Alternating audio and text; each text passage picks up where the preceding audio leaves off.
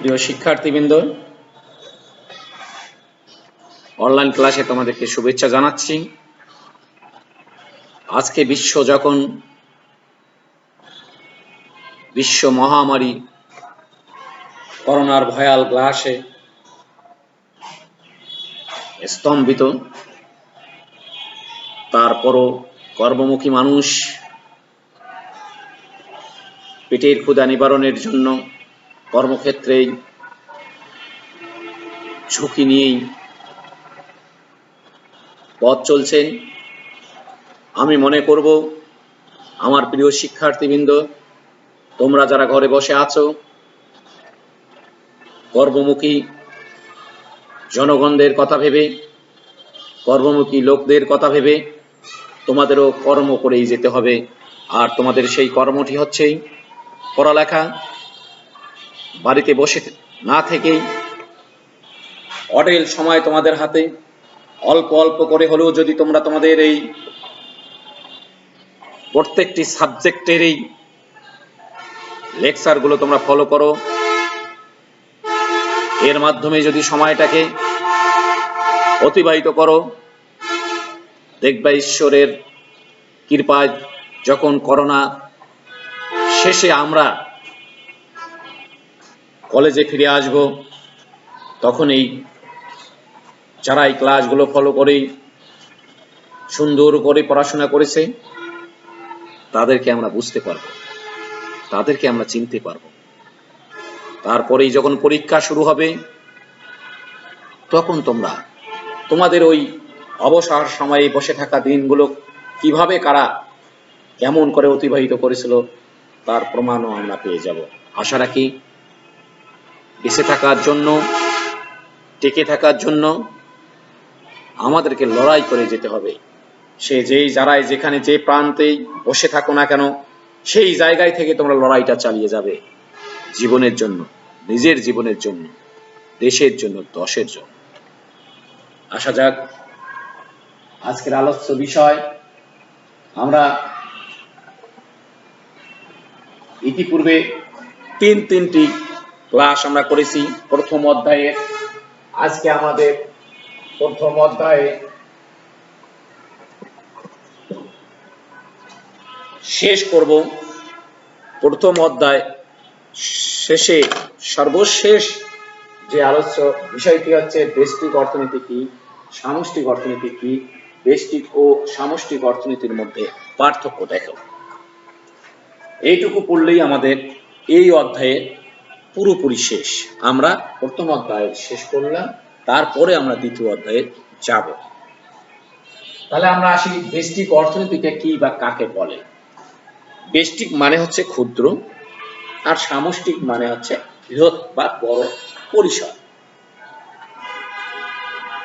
যে অর্থশাস্ত্র বা অর্থনীতি ক্ষুদ্র ক্ষুদ্র বিষয় নিয়ে আলোচনা করে, অর্থাৎ আমি একজন ব্যক্তি, তুমি একজন ব্যক্তি, ও একজন ব্যক্তি, এই যে ব্যক্তির ক্ষুদ্র ক্ষুদ্র বিষয়গুলো নিয়ে আলোচনা করে, অর্থাৎ ভোগ, আয়, সমস্ত বিষয়গুলো নিয়ে পার্সোনাল করে যখন আলোচনা হয়, সেটাকেই বলা হচ্ছে ব্যষ্টিক অর্থনীতি। এর ইংরেজি প্রতিশব্দ হচ্ছে মাইক্রো, এবং এই মাইক্রো কথাটি থেকেই ব্যষ্টিকের উৎপত্তি। আমরা ক্ষুদ্র ক্ষুদ্র যে বিষয়গুলো নিয়ে আলোচনা করব, সেই ক্ষুদ্র ক্ষুদ্র বিষয়গুলো কি, সেই বিষয়গুলো আমাদের আলোচনায় আসা দরকার। অর্থাৎ একজন ভোক্তা যে ভোগ করে তাকে বলা হয় কি, ভোক্তা। এই ভোক্তা সবসময় কি ভোগ করবে না, তখন তাহলে তার কি থাকতে হবে, রুচি থাকতে হবে। যদি তার রুচি থাকে তাহলে সে ভোগ করবে, রুচি না থাকলে ভোগ করবে না। তাহলে ক্ষুদ্র ক্ষুদ্র বিষয়ের মধ্যে হলো ভোক্তার রুচি, আয়, অভ্যাস, এই সমস্ত বিষয়গুলো নিয়ে যে শাস্ত্র আলোচনা করে তাকে বলা হচ্ছে ব্যষ্টিক অর্থনীতি। এবারে আমরা আসবো সামষ্টিক অর্থনীতি। সামষ্টিকের ইংরেজি শব্দ হলো ম্যাক্রো, মাইক্রো এবং ম্যাক্রো। ম্যাক্রো অর্থাৎ সামষ্টিক। সামষ্টিক বলতে বোঝায়, আমরা যেমন বললাম যে আমি, তুমি এবং ও, এই তিনজন মিলেই হচ্ছে সামষ্টিক। অর্থাৎ একটা দেশের অর্থনীতি, যে শাস্ত্র বা যে অর্থশাস্ত্র একটা দেশের সামগ্রিক বিষয় নিয়ে আলোচনা করে, তাকে বলা হচ্ছে সামষ্টিক অর্থনীতি। এই সামষ্টিক অর্থনীতির মধ্যে কি থাকে?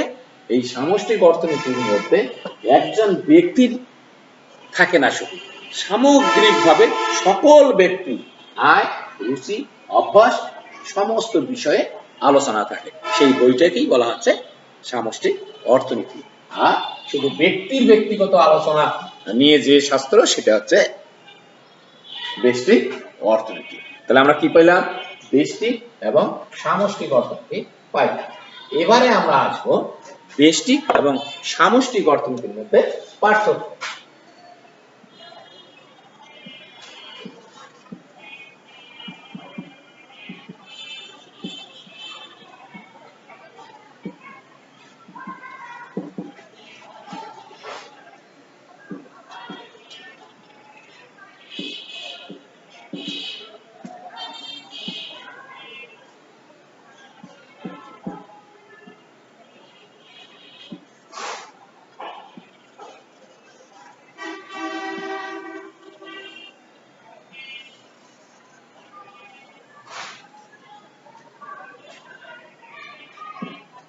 ব্যষ্টিক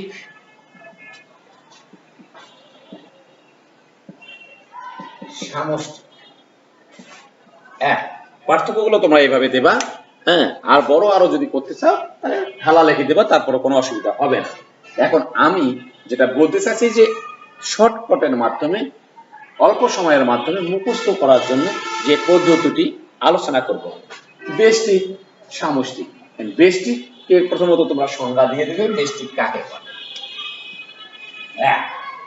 সামষ্টিক কাকে বলে। যে অর্থশাস্ত্র ক্ষুদ্র ক্ষুদ্র বিষয় নিয়ে আলোচনা করে তাকে বলা হয় ব্যষ্টিক অর্থনীতি। সামষ্টিক যে অর্থশাস্ত্র দেশের সামগ্রিক বিষয় নিয়ে আলোচনা করে তাকে বলা হচ্ছে সামষ্টিক অর্থনীতি। তারপরে দুই, এটার উৎপত্তি হয়েছে মাইক্রো শব্দ থেকে, না এর ইংরেজি প্রতিশব্দ হচ্ছে মাইক্রো, আর এর ইংরেজি প্রতিশব্দ হচ্ছে ম্যাক্রো। তিন, ব্যষ্টিক একটি ক্ষুদ্র ধারণা। ব্যষ্টিক একটি ক্ষুদ্র ধারণা। তিন, সামষ্টিক একটি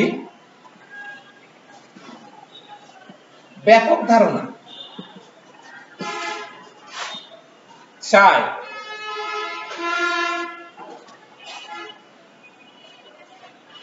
ব্যষ্টিকের পরিধি সংকীর্ণ, সামষ্টিকের পরিধি ব্যাপক। পাঁচ, ব্যষ্টিকের মধ্যে সামষ্টিক অর্থনীতি অন্তর্নিহিত নাই। ব্যষ্টিকের মধ্যে সামষ্টিক অর্থনীতি অন্তর্ভুক্ত নাই।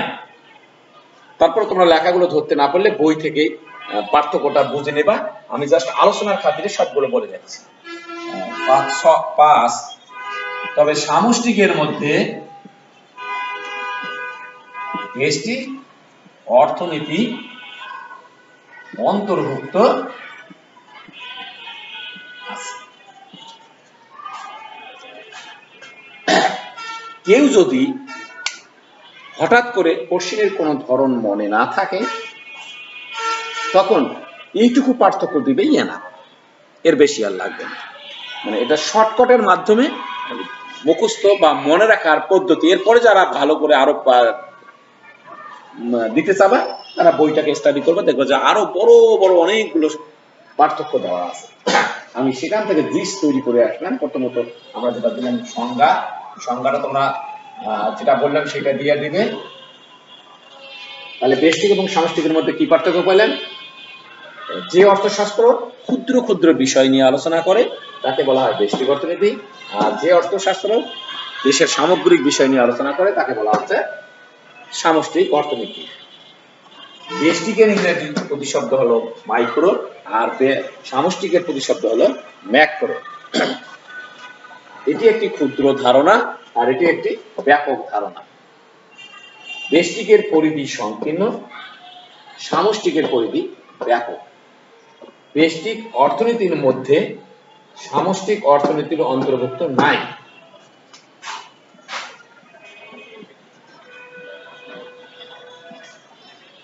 তবে সামষ্টিক অর্থনীতির মধ্যে বেষ্টিক অর্থনীতি অন্তর্ভুক্ত রয়েছে। এই আমরা পার্থক্যটা পেয়ে গেলাম। অর্থাৎ আমাদের এই অধ্যায় পুরোপুরি শেষ। এই অধ্যায় শেষে আজকে আমি একটা অধ্যায়ের সামারিটা নিই।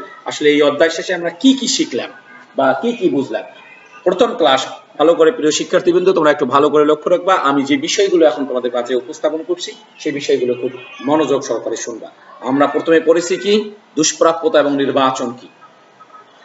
দুষ্প্রাপ্যতা নির্বাচন বলতে প্রয়োজনের তুলনায় সম্পদের অপ্রতুলতাকেই বলা হচ্ছে দুষ্প্রাপ্যতা। নির্বাচন বলতে বলেছিলাম যে মানুষের অভাবে অসীম, সম্পদ আছে সীমিত। এই সীমিত সম্পদের সাহায্যে অসীম অভাব পূরণ করা খুবই কষ্টকর। সেই কারণে আমরা প্রথমত গুরুত্ব দিকে বিবেচনা করে যে অভাবগুলো আগে দরকার সেই অভাবগুলো আমরা আগেই পূরণ করব। এইটাকে যাচাই বাছাই করার নামই হচ্ছে নির্বাচন। এরপরে আমরা পেয়েছিলাম উৎপাদন সম্ভাবনা রেখা কি, যে রেখার সাহায্যে দুটি দ্রব্যের বিভিন্ন সংমিশ্রণ দেখানো হয় তাকে বলা হচ্ছে উৎপাদন সম্ভাবনা রেখা। এরপরে পেয়েছিলাম আমরা উৎপাদন সম্ভাবনা রেখাটি চিত্রের সাহায্যে ব্যাখ্যা করা। ওটা ব্যাপক আলোচনা, আমরা পড়েছি এবং তোমরা শুনেছো এবং তোমরা দেখেছো।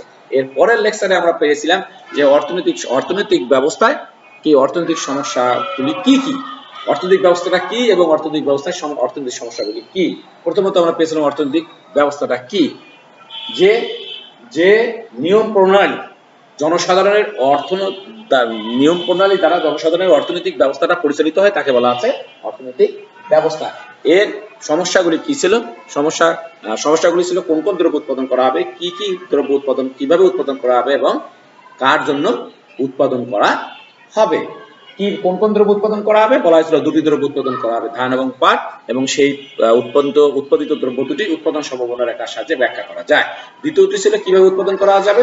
দুটি পদ্ধতিতে উৎপাদন করা যাবে, একটা আছে কম শ্রম বেশি মূলধন, একটা আছে বেশি শ্রম কম মূলধন। এই পদ্ধতিতে উৎপাদন করা যাবে এবং যে দেশের জন্য যে পদ্ধতি প্রযোজ্য সেই দেশের জন্য সেই পদ্ধতি প্রয়োগ করবে এবং দেশের সকল সমস্যা সমাধান করবে। তৃতীয় পদ্ধতিটি ছিল যে কার জন্য উৎপাদন করা হবে। প্রথমত বলা ছিল যে ভোক্তাদের জন্য উৎপাদন করতে হবে। ভোক্তা কয় প্রকার ছিল? দুই প্রকার, একটা ধনী শ্রেণীর ভোক্তা, একটা গরিব শ্রেণীর ভোক্তা। যে দেশে যে শ্রেণীর ভোক্তাদের সংখ্যা বেশি সেই দেশে সেই শ্রেণীর পণ্যটাকে বেশি উৎপাদন করতে হবে এবং অপর পণ্যটি কম উৎপাদন করতে হবে। তারপরের লেকচারে ছিল আমাদের অর্থনৈতিক ব্যবস্থায় সমাধানগুলো ছিল কি পুঁজিবাদী অর্থ ব্যবস্থা, সমাজতান্ত্রিক অর্থ ব্যবস্থা। পুঁজিবাদী অর্থ ব্যবস্থা যে দেশের অর্থ ব্যবস্থা বেসরকারি মালিকানার দ্বারা পরিচালিত হয় তাকে বলা হয় পুঁজিবাদী অর্থ ব্যবস্থা। যে দেশের অর্থ ব্যবস্থা বেসরকারি মালিকানার দ্বারা সরকারি মালিকানার দ্বারা পরিচালিত হয় তাকে বলা হয়েছিল সমাজতান্ত্রিক অর্থ ব্যবস্থা। 3 নম্বর ছিল মিশ্র অর্থ ব্যবস্থা। যে দেশের অর্থ ব্যবস্থা সরকারি ও বেসরকারি উভয় মালিকানার দ্বারা পরিচালিত হয় তাকে বলা হচ্ছে মিশ্র অর্থ ব্যবস্থা। চতুর্থ ছিল ইসলামী অর্থ ব্যবস্থা। যে দেশের অর্থ ব্যবস্থা ইসলামী নিয়ম নীতির অনুযায়ী পরিচালিত হয় তাকে বলা হয় ইসলামী অর্থ ব্যবস্থা। চতুর্থ ক্লাসে আমরা পড়েছিলাম বেষ্টিক ও সামষ্টিক অর্থনীতি কাকে বলে। যে অর্থশাস্ত্র ক্ষুদ্র ক্ষুদ্র বিষয় নিয়ে আলোচনা করে তাকে বলা হয় বেষ্টিক অর্থনীতি। যে অর্থশাস্ত্র ক্ষুদ্র ক্ষুদ্র বিষয় নিয়ে আলোচনা করে তাকে বলা হয় ব্যাপক দেশের সামগ্রিক বিষয় নিয়ে আলোচনা করা হয় তাকে বলা হচ্ছে বেষ্টিক অর্থনীতি। এই বিষয়গুলোর টোটালটাই এবং বেষ্টিক এবং সামষ্টিক অর্থনীতির মধ্যে পার্থক্য টোটাল অধ্যায়টাকে নিয়ে আমি আলোচনা করলাম। যারা এই অধ্যায়ের কোনো লেকচার ফলো করনি বা ক্লাসটা বোঝনি তারা আজকের আমার এই বক্তব্য অনুযায়ী কোন কোন প্রশ্নগুলো আমি পড়াইলাম সেই প্রশ্নগুলো তোমরা খাতায় নোট করে রাখবা এবং উত্তরটা নোট করতে না পারলেও প্রশ্নগুলো নোট করে রাখবা আমি কি কি পড়াইলাম এবং এর মধ্যে থেকে কোনটি পারলে না বা বুঝতে পারলে না সেক্ষেত্রে মোবাইল নাম্বার দেওয়া থাকলো, মোবাইলের মাধ্যমে সলভ করা যাবে কিংবা পরোক্ষে যখন কলেজ খুলবে তখন আমরা বাকি বিষয়গুলো দেখে নেব। সবাইকে ধন্যবাদ, সবাই সুস্থ থাকো, ভালো থাকো।